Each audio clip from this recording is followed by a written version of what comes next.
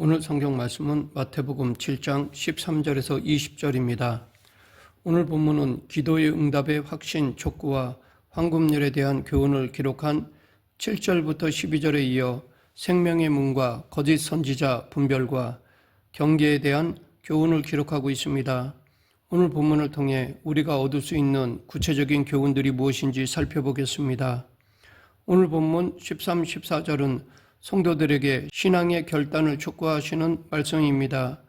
지금까지 예수님은 새로운 천국 백성의 마음 자세와 그 삶의 성격과 삶의 잘못된 것들을 개선할 것과 그리고 예수님을 왕으로 섬기는 생활의 걸림돌이 되는 것을 가르치셨습니다.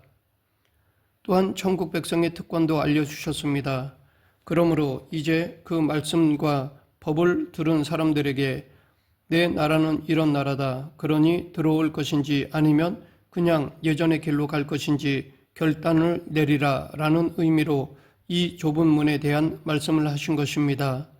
집이나 궁전이나 도시에 만들어 놓은 작고 좁은 문들은 대부분 집주인이 아니라 하인들이 드나드는 쪽문들이거나 부자가 아닌 가난한 자들의 출입문이며 그 외에 별 볼 일 없는 자들이 드나드는 문입니다. 예수님께서 우리에게 좁은 문으로 들어가라 라고 하신 것은 당신을 따르는 길이 이 땅에서는 부와 명예와 권세를 얻는 길이 아니라는 것을 의미합니다. 그 문으로 가는 길은 세상의 행복과는 거리가 먼 십자가를 지고 따르는 길이요 이웃을 위해 수고와 봉사를 해야만 하는 길이며 때로는 골고다 사형장으로 올라가는 길입니다. 그러하기에 예수님을 믿고 따르는 우리는 이 죄악된 세상에서는 결코 화려한 큰 문이나 넓은 길을 갈 수 없다는 것을 알아야 합니다. 예수님께서 가신 길과 문이 바로 좁은 길, 좁은 문이기에 그분을 섬기려면 필연적으로 고난과 희생과 섬김의 길로 가야만 합니다. 대개 좁은 문은 외길로 가는 길목에 있습니다. 대로처럼 동서남북 사방으로 갈 수가 없습니다. 오직 예수 그리스도의 뒤를 쫓는 외길입니다. 이 길로 가기를 결단하는 사람만이 하나님 나라의 백성의 자격을 얻게 되고 천국 시민이 될 수 있습니다. 예수님께서 우리에게 좁은 문으로 들어가라고 하신 목적은 우리에게 고된 삶을 주시려는 것이 아닙니다. 그 문만 넘어서면 생각지도 못한 선하고 큰 하나님의 은혜가 기다리고 있기에 그 문으로 들어가라고 하신 것입니다. 11절 너희가 악한 자라도 좋은 것으로 자식에게 줄 알거든 하물며 하늘에 계신 너희 아버지께서 구하는 자에게 좋은 것으로 주시지 않겠느냐. 그러므로 우리가 예수님이 가신 희생과 섬김과 하나님께 충성하는 좁은 문으로 들어가기만 하면 그 문 뒤에 있는 은혜와 사랑과 천국을 얻을 수 있습니다. 세상 사람들은 누구나 이상적인 세계를 꿈꾸고 또 그곳으로 가기를 원하고 있습니다. 그래서 서양인들은 파라다이스를, 동양인들은 옛부터 신선의 세계인 무릉도원을 꿈꿔왔습니다.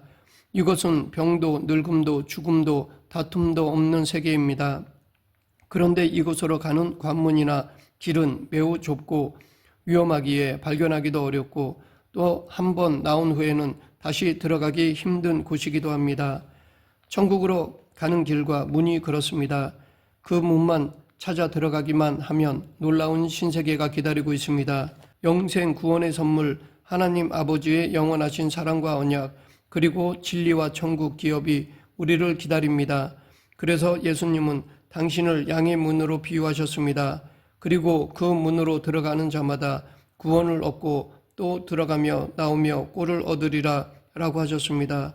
파라다이스로 가는 문, 무릉도원으로 가는 문이 예수 그리스도이시며 이 길은 한 길밖에 없습니다. 내가 곧 길이요 진리요 생명이니 나로 말미암지 않고는 아버지께로 올 자가 없느니라. 14절에서 생명으로 인도하는 문은 찾는 이가 적다고 하였습니다. 이것은 곧 많은 사람들이 생명의 주이신 그리스도를 외면한다는 것입니다. 그 이유가 무엇입니까? 그 문은 좁고 길이 협착하기 때문입니다. 이처럼 예수 그리스도는 많은 사람들에게 외면하기 쉬운 좁은 문과 같은 존재이십니다. 또 그의 길은 협착한 길입니다. 그렇다면 생명의 주이신 그리스도께서 사람들에게 좁은 문으로 여겨지는 이유가 무엇입니까? 먼저 외적으로 볼 때 그분의 존재가 보잘것없게 보이기 때문입니다.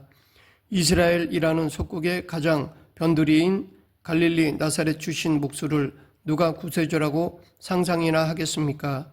그 마을 사람들도 또 그 근방 사람들도 예수님의 출신 배경을 보고 그가 메시아라는 사실을 믿지 못하였습니다.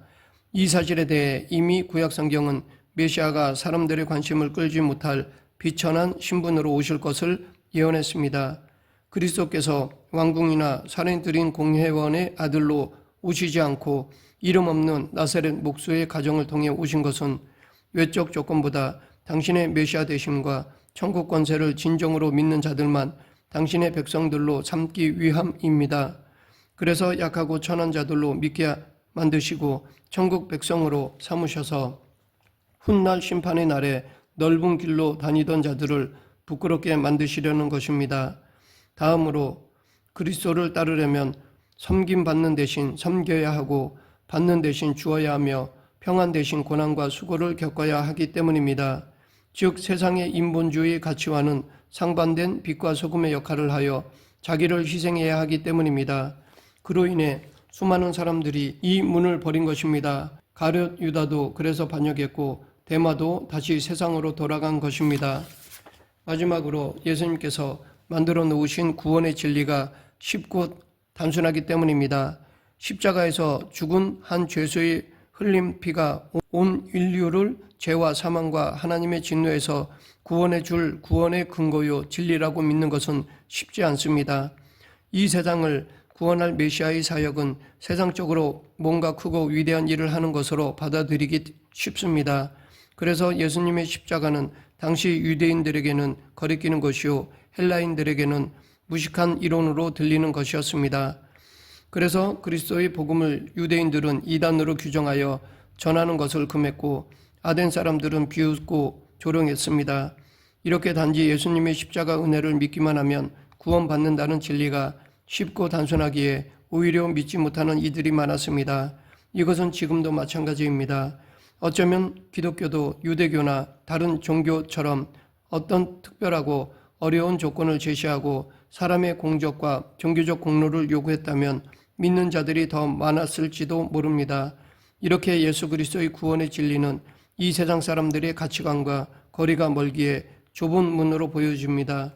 그러나 우리는 예수님의 원래적 신분, 즉 그분이 하나님의 아들이심을 믿고 그분의 십자가 은혜가 구원의 유일한 방법임을 믿습니다.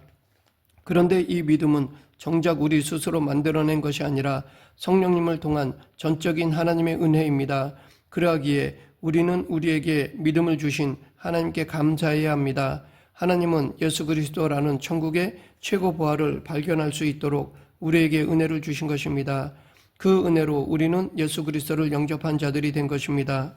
14절 생명으로 인도하는 문은 좁고 길이 협착하여 찾는 자가 적음이라. 여기서 협착하다라는 말은 아주 좁아 한 사람이 겨우 드나들 정도의 크기를 가리킵니다.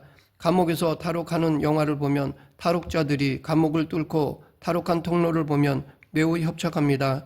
간신히 자기 몸 하나만 빠져나올 만합니다. 이와 같이 천국으로 갈 수 있는 구원의 통로도 아주 협착합니다. 그래서 이 세상에서 얻은 것까지 가지고 갈 수는 없습니다. 이런 이유로 성경에서는 예수 그리스도를 믿고 따르려면 세상 것들에 대한 미련을 버릴 것을 명하는 것입니다. 예수님도 직접 부자 청년에게 내가 온전하고자 할진대 가서 내 소유를 팔아 가난한 자들에게 주라. 그리하면 하늘에서 보화가 내게 있으리라 라고 명하신 것입니다. 물론 그 조건을 들은 부자 청년은 소유에 대한 애착을 버리지 못해 좁은 문으로 들어갈 수 없었습니다. 이와 같은 어리석음을 보신 예수님은 세상 것을 많이 소유하고 또 그것에 집착하는 이들은 천국에 들어가기가 낙타가 바늘구멍을 통과하는 것보다 더 어렵다고 하셨습니다. 성에는 쪽문이 있습니다. 성문이 닫힌 후에는 그 문을 통해서만 들어갈 수 있습니다. 그런데 그 문은 한 사람 들어갈 정도로 작기 때문에 짐을 실은 낙타는 들어갈 수 없습니다. 그래서 낙타가 짊어진 짐을 모두 내려놓아야 합니다. 그리고 무릎을 꿇어야 합니다. 이처럼 내 것을 내려놓고 기도해야 바늘구멍 같은 천국문을 통과할 수 있습니다. 사람은 이 세상의 것들과 하나님의 나라를 모두 차지할 수 없습니다. 결코 두 주인을 섬길 수 없습니다. 세상 것들을 부둥켜 안은 자가 하늘의 선물까지 받을 여력은 없습니다. 오직 한 가지는 버리고 한 가지를 선택해야 합니다. 즉 세상의 부와 영예와 허영을 버려야만 좁은 문을 통과할 수 있는 것입니다. 그래서 사도 바울은 그리스도를 얻기 위해 자신이 세상에서 얻은 영예와 모든 것을 배설물처럼 내던졌다고 하였습니다. 우리도 사도 바울처럼 이 세상에 대한 미련을 십자가에 못 박아 버려야 합니다. 나의 완전한 행복은 완성된 천국에서 누릴 수 있다고 여기고 이 땅에서는 오직 예수님과 함께 동행해야 합니다. 이것이 진정한 성도의 삶입니다. 계속해서 오늘 본문 16절부터 20절은 거짓 선지자들을 분별하는 법입니다. 열매로 나무를 안다는 원리는 사람을 판단하는 가장 분명한 기준이 됩니다. 왜냐하면 나무의 본성, 즉 정체성과 열매는 불가분의 관계이기 때문입니다.